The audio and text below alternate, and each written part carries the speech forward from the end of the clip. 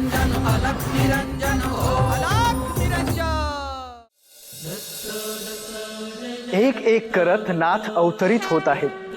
ते नवनारायणाचे अवतार असले तरी मनुष्य धर्म स्वीकारून त्यांनी कठोर तप केले आहे।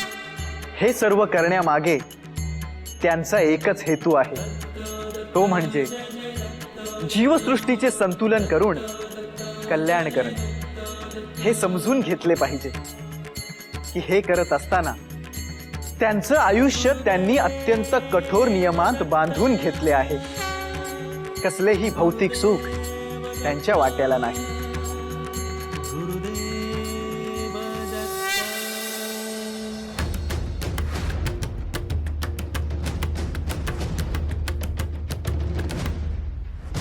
गुरुवर, आपण अगदी योग्य पर्याय दिलात। ही संधी आहे त्यांना त्यांचा अहंकार विसर्जन करण्याची, परंतु ते जाऊन त्या बालकाच्या पाया पडतील। स्वतःच्या स्वार्थासाठी तरी निश्चित जा, कारण या क्षणी त्यांना ह्या संकटातून बाहेर पडायचं आहे। गुरु काय, संत महात्मे काय, वाईटातल्या वाईट माणसाला संधी देत असतात। त्यामागे त्यांचे ममत्व आहे, मनुष्याविषयी असलेली करुणा आहे। त्याने हे वेळीच समजून घेतले तर त्याचे कल्याणच होईल। गुरुवर, ही सद्बुद्धी व्हायला देखील संचित लागतं, ते यांच्याकडे दिसत नाही। याचा अर्थ ते रेवणला त्रास देत राहणार। कुणीही यावं आणि रेवणला त्रास द्यावा एवढं सोपं नाही ते। त्यांनी वेळीच सावध व्हायला हवं। म्हणून तुम्ही म्हणता आहात ही एक संधी आहे। ह्याचं सोनं करायचं की माती हे त्यांनी ठरवावं। ह्या सगळ्यामध्ये रेवणसाठी जे माता पिता झालेत त्यांचं मला कौतुक आहे। एवढ्या सगळ्या संकटात ते धीराने उभे राहिले। होय गुरुवर, हे गुण त्यांच्यात आहेत, म्हणूनच त्यांची रेवणचे पालक होण्यासाठी निवड झाली।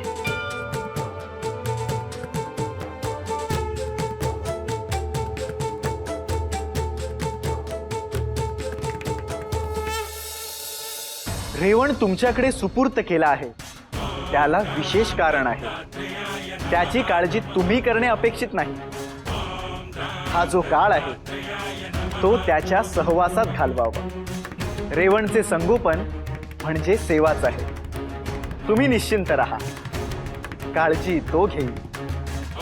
नाथ आहे, मी आहे, चिंता नसावी। लक्ष्मी, भाऊजी, अहो ते आपण कामिनी ते दोघं बी इकडे येतात। असे अचानक? अहो ते नाही का नाथांनी सांगितलं रेवणचे पाय धरा म्हणजे आप्पा लवकर बरी होतील, म्हणूनच येत असतील। मग नाथांनी सांगितलंय ना, म्हणजे आपल्याला त्यांच्याशी वाईट वागून चालणार नाही।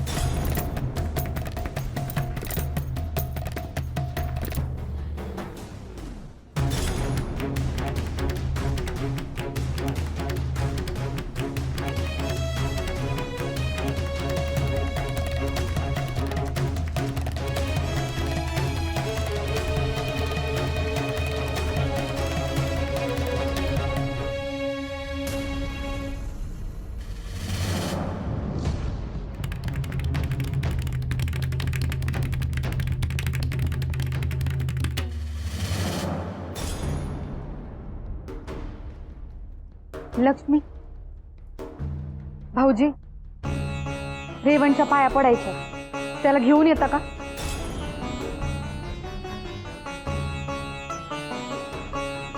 पण आता कशासाठी? नाथांनी सांगितलंय।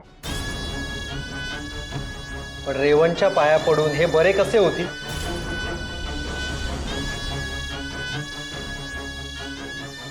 मी हात जोडते, माझा ऐका। रेवणचे पाय आप्पाच्या डोक्याला लागतील असं काहीतरी करा.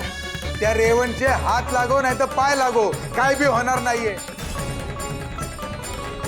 अहो अक्का, तुम्ही जरा शांत बसा. अहो यांना हात द्यावं. लक्ष्मी, तुम्ही रेवणला घेऊन येता का?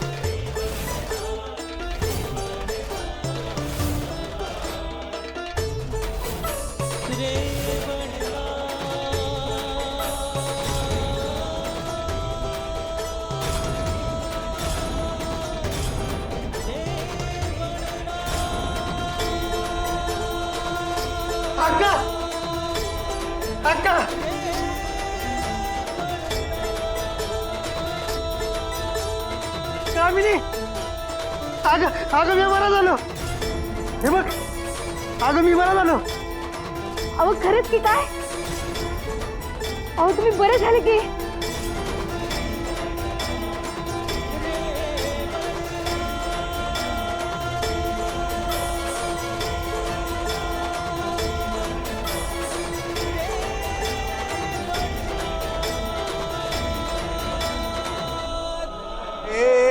अरे आनंद कसला झालाय तुम्हासनी?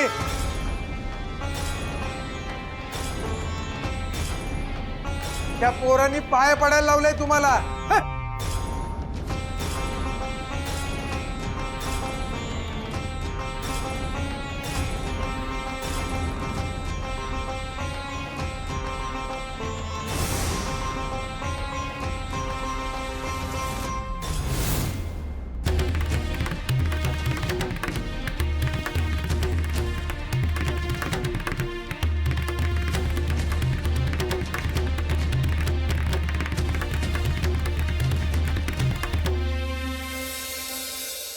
नाथ म्हणजे साक्षात तेज, नाथ म्हणजे साक्षात कृपेचा झरा, नाथ म्हणजे क्षमा आणि शांतीचा मार्ग.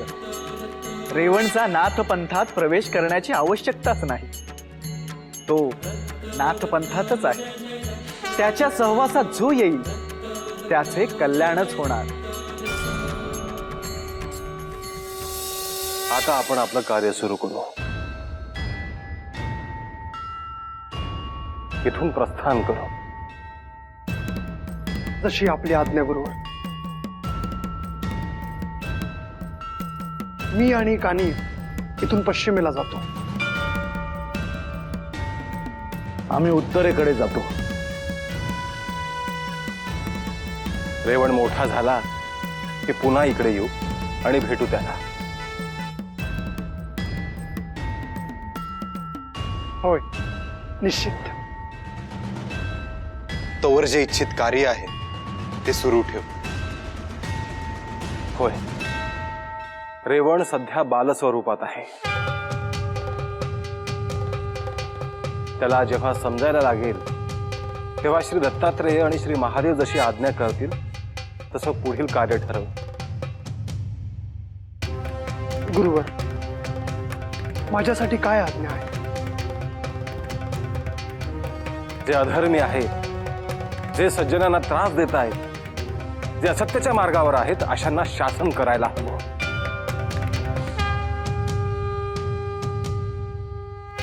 आपल्याला असं वातावरण निर्माण करायचं आहे की जिथे लोकांना सुरक्षित वाटेल, सर्वत्र शांतता असेल, लोक धर्माचरण करू शकले पाहिजे, निर्भय असले पाहिजे.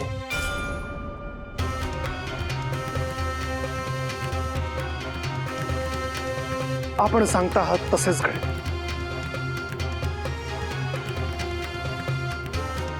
त्याचसोबत मला असं वाटतं की ही परंपरा पुढे नेण्यासाठी नवीन शिष्य घडवले पाहिजे.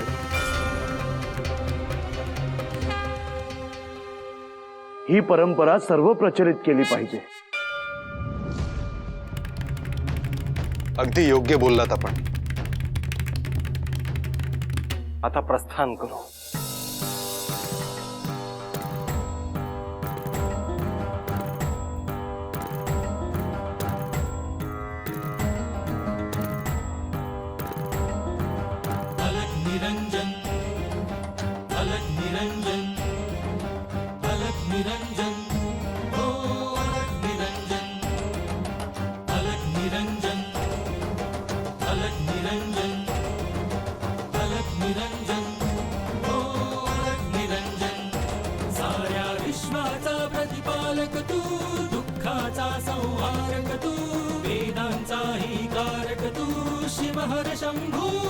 त्याने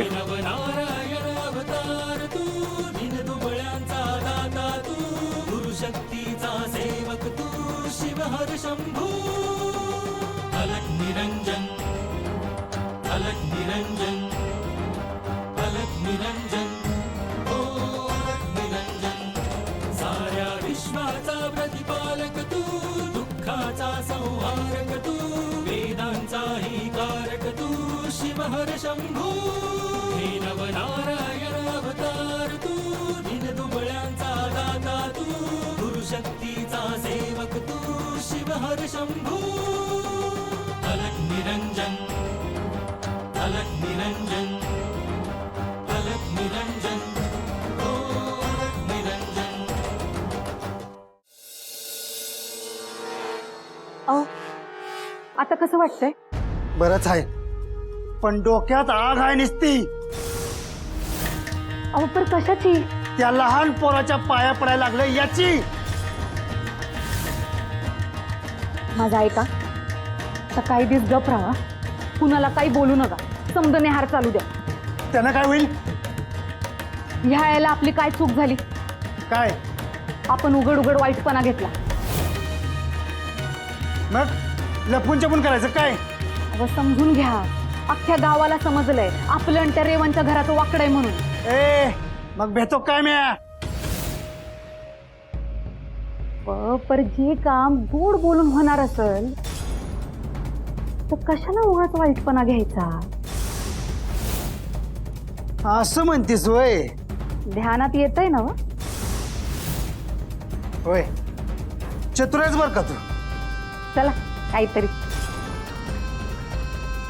म्हणजे आता असं गोड गोड वागायचं, असं गोड गोड वागायचं की कुणाला काय बी कळलं नाही पाहिजे. पर साखरत घोळून घोळून आणि मग असा काटा काढायचा की सगळ्यांच्या ध्यानात राहिलं पाहिजे.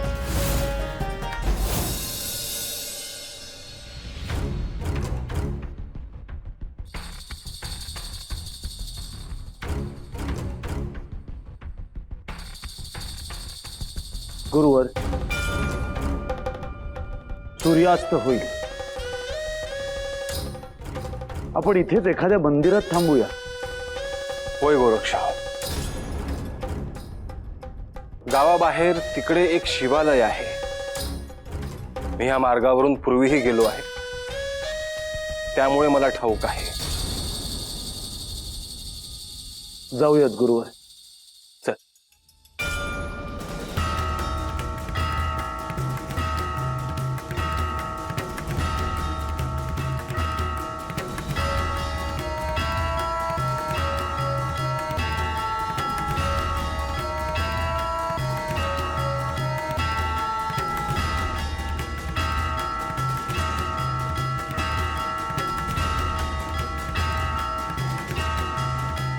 काय दुरावस्था आहे मंदिराची.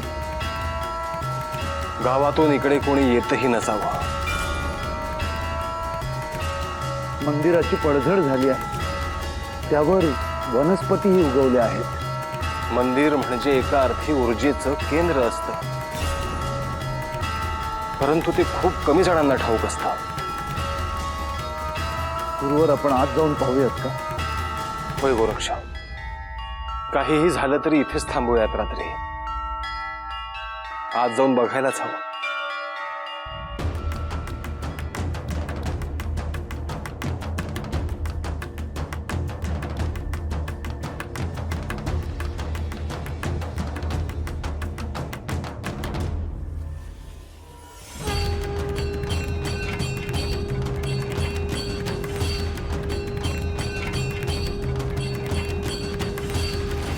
इथे अंधार आहे.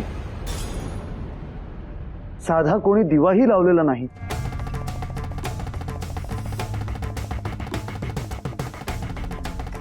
अभिषेक पात्रात कोणी पाणी ओतलेलं नाही. फुलं वाहिलेली नाहीत.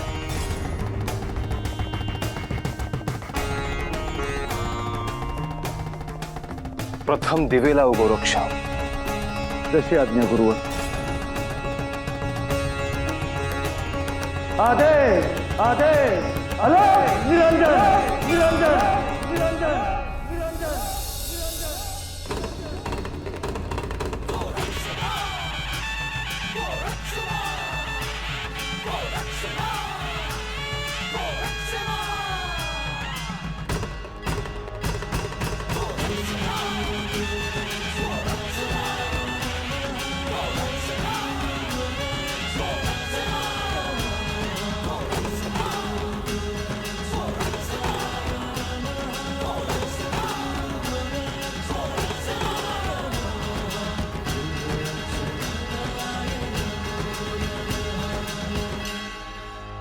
शंभो हर हर महादेव.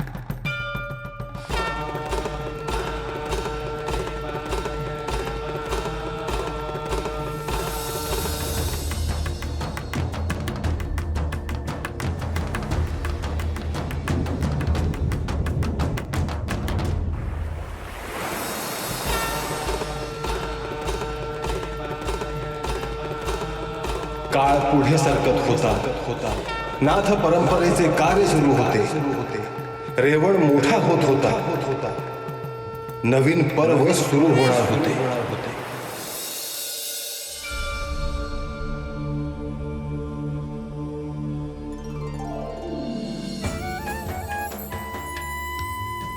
अगं सुमती, लक्ष्मी, रेवणला पाहिलंच का ग कुठे? नाही ग, मी पाणी आणायला गेलते पण दिसला नाही कुठं. अगं सकाळपासून गेलाय, अजून घरी नाही आला. बरं, मी येऊ का सांग तिला? नको नको, मी शोधते. अगं त्याचं नेहमीच ते हे. 2 घास खाल्ले का नाही लेकरानं? कुठे? हे बघ, जेवण सोबतच घेऊन जाते. बरं, भेटला का 2 घास दे बर का त्याला. येते. रेवण आला का येते मी भेटाया. हो, जाते मी. बाय.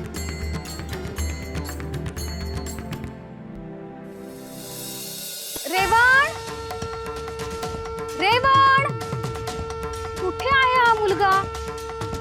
रेवण, आईची काही काळजी आहे की नाही? रेवण,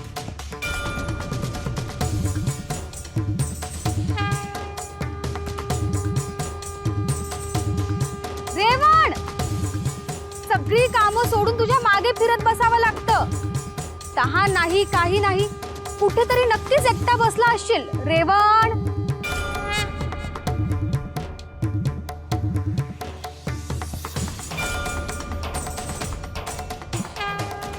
अरे आपल्यामुळे आई पण जेवली नसेल हे काय ध्यानात येत नाही. रेवण,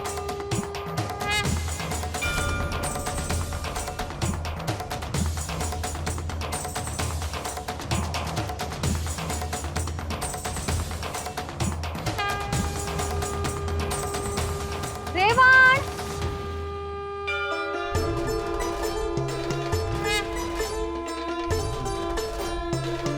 रेवण, कुठेस रे तू?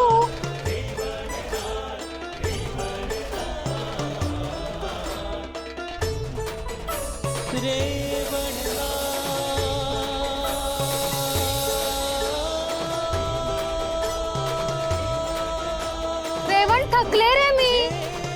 तुला सोबत घेतल्याशिवाय तरी जाता येईल का मला? रेवण, रेवण, रेवण,